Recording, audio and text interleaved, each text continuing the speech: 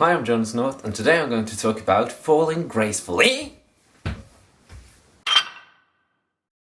The important thing about falling isn't how hard or how disastrously you hit the ground, it's how you get back up again. Because sometimes you fall, sometimes you fail. It doesn't make you a loser or an especially clumsy person.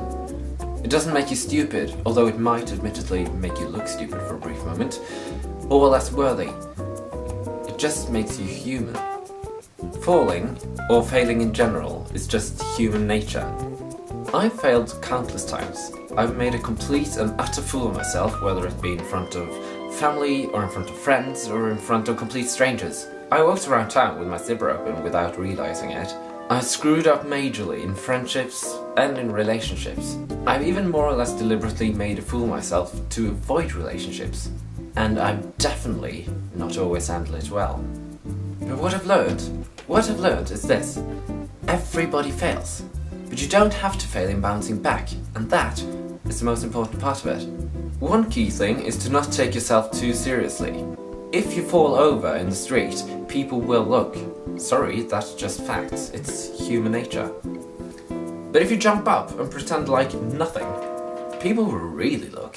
As in, okay, that was hilarious. Did you see how that person pretended like nothing happened? Lol. Likewise, if you make a big deal out of how embarrassing it was and you act super embarrassed, way to make people take notice and cringe and find your embarrassment super embarrassing or hilarious to watch. But if you laugh at yourself, not a full-on roaring laughter, but a quick giggle, a short but distinct admittance that, okay, that was kind of funny and ridiculous, then that's that. People agree, briefly, and you're all unembarrassingly in agreement. And then you all move along. Get on with your day and forget it ever happened. So don't take yourself too seriously. Now, that doesn't mean you shouldn't take some things seriously. Some things are really serious or really important, and failing might have a big impact on a situation or on the present or on your life. Things like major exams, or things you've committed to, or relationships that define your current life and at least seem to define your current happiness. Sometimes a lot of people, or few people, but people who are important to you, rely on you. Rely on you not failing, or at least on you doing your best. But that, right there, is a key point. Doing your best. Because even if you do fail, and even if that might be a big deal and a lot was depending on you and you somehow, for some reason, screwed up, then lucky you, we're all people. We're all humans, and we all screw up. So those people, they might be disappointed, maybe with you right away, and certainly with the fact that whatever it was didn't work out because of you. But if they're decent people, if there's someone who's worth your time and effort and love, they will understand, and they will recognize that you did your best. I have an old aunt. Well, actually it's my mother's aunt, but she has this thing that she says, and it's really helped me a lot actually. It says, do your best. Because if you do your best, whatever happens, no one could ask more of you. And that's the important thing, right? You might have failed in execution, but you succeeded in making a real, honest effort. And that, frankly, is what defines you. Maybe not in the talent space, because if you promise to win a race for the team and you end up coming last, you just didn't win the competition. You weren't the best one there. But it defines you as a human and as a friend. You didn't chicken out. You tried. And anyone worth anything will be grateful for your honest attempt. The same with exams. If you promised your parents to get better grades and you really tried and you still got an F, well, if your parents are worth listening to, they will recognize that you did in fact spend a week studying hard, and they will love and value that effort. And then maybe you could discuss the fact that, hey, guess what, parents? I really suck at math. So let's just focus on things I am good at and move on.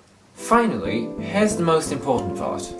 Sometimes you just really screw up. Sometimes you seriously hurt people. It happens to the best of us. That's the only nosedive's really worth losing a night's sleep over. If you fail and hurt someone, there's only one way to turn that massive #epic fail around. There's one way to fail gracefully even when you really hurt someone.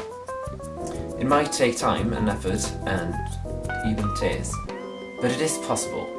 And yeah, sometimes even tears are graceful. Say you're sorry. That's it. There's no magic trick, or clever solution, or backdoor. It's not elegant, but that doesn't mean it's not graceful. Say sorry, again and again if you have to, and not just with words, but with actions if necessary. Because we all fail, so we all know how difficult saying sorry can be. And here's the shocker, it doesn't always make everything alright. Sometimes not right away, and sometimes not ever. But, as I said earlier, you did your best. You screwed up, and then you did your best to make up for it. Some wounds are just too deep to heal perfectly. And the graceful thing then is to accept that, and allow it, and say sorry and mean it, and move on. Because failing, as I said earlier, is human nature. Bouncing back gracefully, that's the difficult part. And the important part. A fall, or a fail, is a moment in time. A moment in your life. Just a moment. You're still alive to bounce back and fall again and bounce back again afterwards. So don't let it define you. Instead, be defined by how you bounce back. In minor things and in the major ones. In laughter and in tears. That's being graceful. And that's what counts in the end.